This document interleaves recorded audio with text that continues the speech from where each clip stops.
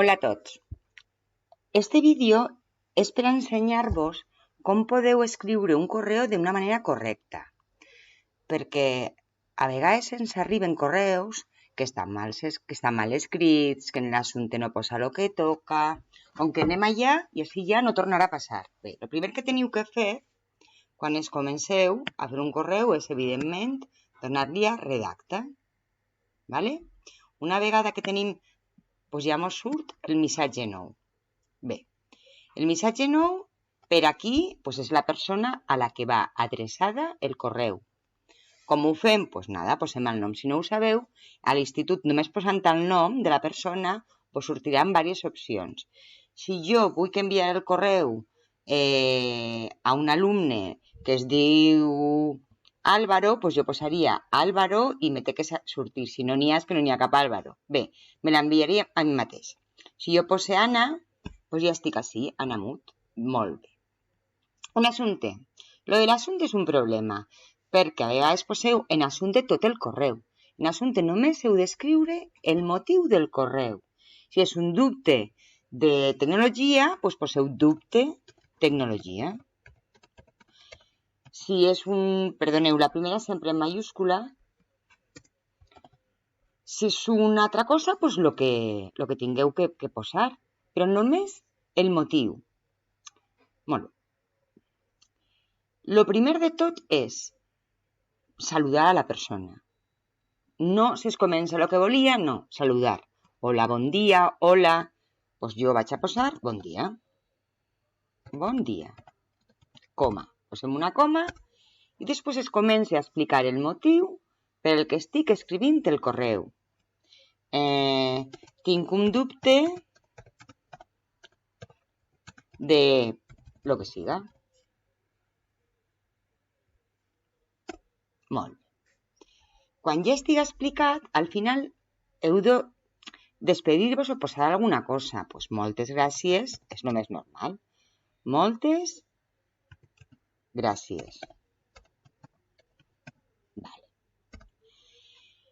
Una cosa molt important són les faltes. Per què? Perquè a mi també em passa. Si estàs escrivint molt a pressa, no el dones compte.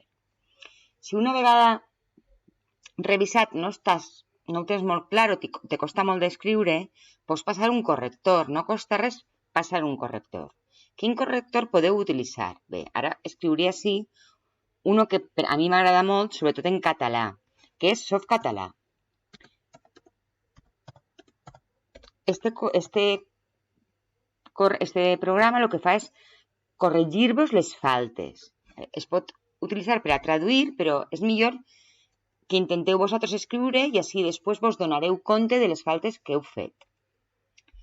L'últim que us volia explicar és que així posa Anna Mut Signes primero D, evidentment no soc de primero D, però és una prova que vaig fer l'altre dia, i això jo no ho he escrit, surt per defecte.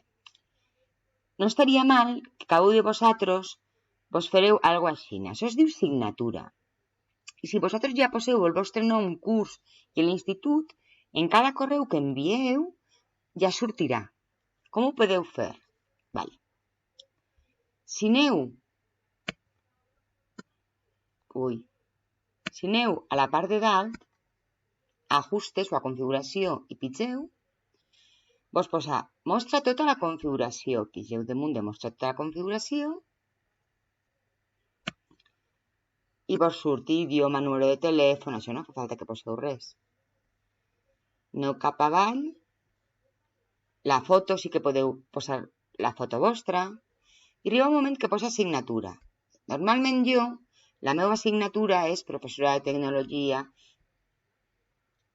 però si vaig a crear una assignatura nova, si jo fos un alumne, posaria crea. I així posaria Anna. El que jo escriga així no surt, com que dona igual. Crea.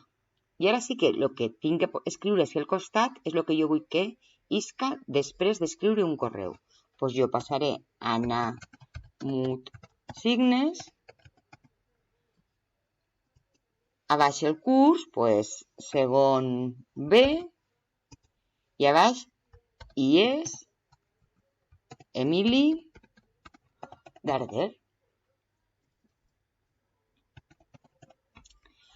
seleccionar la part d'edat i dir-li que me la posi en negrita, o si no m'agrada esta lletra puc triar una altra, que siga en cursiva, que el text...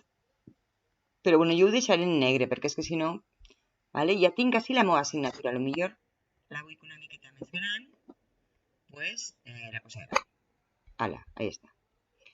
Una vegada que heu fet això, heu de triar no cap assignatura, sinó la vostra. Pues jo posaré Anna i Anna. Aneu cap avall i deixa els canvis. I ara veureu com quan jo escric un correu, li dono redacta, ja me posa Namut Signes, segon B i és Emili Darder.